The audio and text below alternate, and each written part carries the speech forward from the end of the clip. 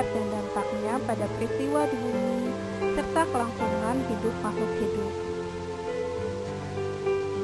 Setelah mempelajari materi hari ini, diharapkan kalian dapat memahami proses siklus air dan dampaknya untuk makhluk hidup dan peristiwa di bumi.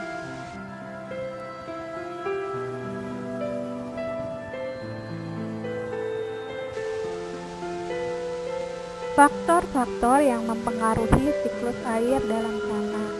Tanah memiliki kemampuan menyimpan air. Dalam siklus air, tanah berperan penting dalam menyimpan air. Air tanah sangat berguna saat menghadapi musim kemarau. Air masuk ke dalam tanah melalui pori-pori tanah. Proses masuknya air ke dalam pori-pori tanah dinamakan infiltrasi. Proses infiltrasi secara lambat akan membawa air tanah kembali ke laut. Air tanah biasanya lebih jernih dan bersih karena sudah tersaring oleh lapisan tanah dan perakaran tumbuhan. Faktor-faktor yang mempengaruhi air tanah adalah sebagai berikut. Yang pertama, curah hujan. Curah hujan berpengaruh pada tanah karena sumber air tanah berasal dari curah hujan yang turun. Semakin banyak curah hujan yang turun, semakin banyak pula cadangan air tanah yang tersimpan. Yang kedua, material batuan. Air menyerap ke dalam batuan melalui celah batuan. Lapisan tanah yang mengandung banyak batuan akan menyimpan air hingga air bertahan lebih lama di dalam tanah. Yang ketiga, lereng pegunungan. Air tanah akan mudah disimpan di lingkungan yang datar atau tingkat kemiringan yang rendah. Jika air diserap di lahan yang sangat miring, air tersebut akan tetap mengalir sehingga air yang tersimpan hanya sedikit. Yang keempat, keberadaan tumbuhan atau vegetasi. Tumbuhan berperan dalam menggemburkan tanah sehingga air hujan dapat terserap dan tersimpan dengan baik di dalam tanah. Air tanah yang tersimpan di daerah pegunungan akan bertahan lebih lama sehingga menjadi cadangan air pada musim kemarau.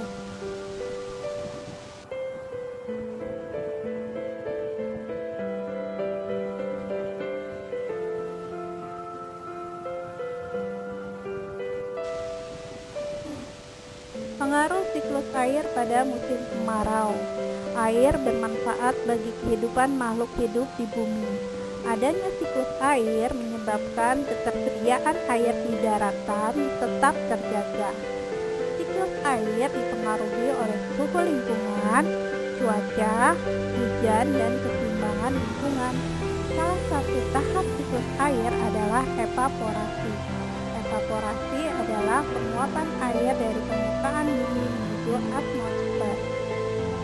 Musim kemarau yang berlangsung terus-menerus menyebabkan yang pertama, berkurangnya sumber air minum. Yang kedua, persawahan menjadi kering dan tanah menjadi retak-retak.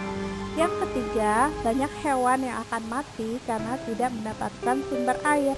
Yang keempat, gagal panen karena banyak tumbuhan yang layu dan mati. Yang kelima, penambang tidak dapat membudidayakan ikan dan hewan air lainnya.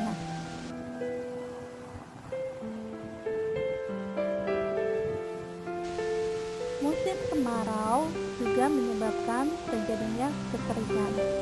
Lingkungan mengalami kekeringan karena penguapan air yang lebih banyak dibandingkan hujan yang turun. Musim kemarau yang terlalu lama mengakibatkan kekeringan pada sumber-sumber air seperti mata air, sungai, dan danau. Penyebab lain kekeringan adalah minimnya daerah resapan air karena sedikitnya pohon. Keberadaan pohon sangat penting karena akar pohon membantu menyemburkan tanah sehingga tanah dapat menyerap air hujan yang turun ke permukaan tanah dan menyimpannya sebagai air tanah.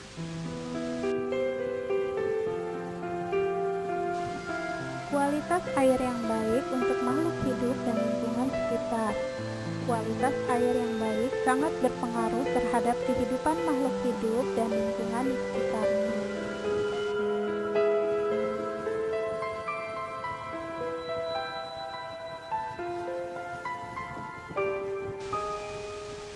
Cara-cara kualitas air. syarat-syarat kualitas air terbagi menjadi 3, syarat fisika, syarat kimia, dan syarat biologi. Syarat fisika. Yang pertama, air tidak berasa. Air yang berasa dapat disebabkan oleh zat organik atau bakteri, cairan kimia, atau logam yang masuk ke dalam air. Yang kedua, air tidak berbau. Air yang berbau biasanya disebabkan oleh pembusukan zat organik atau bakteri, atau pencemaran lingkungan oleh limbah industri. Yang ketiga, air tidak keruh dan tidak berwarna. Air yang keruh dan berwarna dapat disebabkan oleh zat organik atau zat lain yang tercampur ke dalam air. Yang keempat, air tidak memiliki endapan. Endapan air dapat berupa kotoran atau bahan kimia yang tidak larut.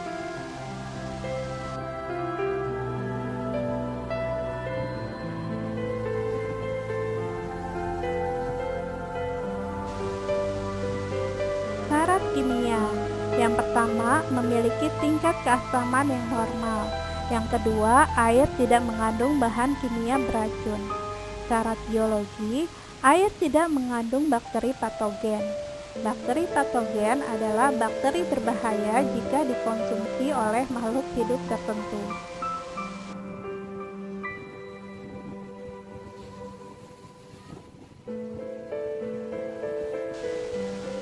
Menjelaskan dampak pencemaran air dan upaya mengurangi krisis air bersih. Pencemaran biasanya disebabkan oleh limbah cair industri, sampah kemasan makanan atau minuman, sisa deterjen, dan pestisida. Dampak pencemaran air. Yang pertama, sampah membuat aliran sungai tidak lancar dan berbau tidak sedap. Yang kedua, tanah yang tercemar limbah mengganggu kesuburan tanah. Yang ketiga, air tercemar mengganggu pertumbuhan-tumbuhan.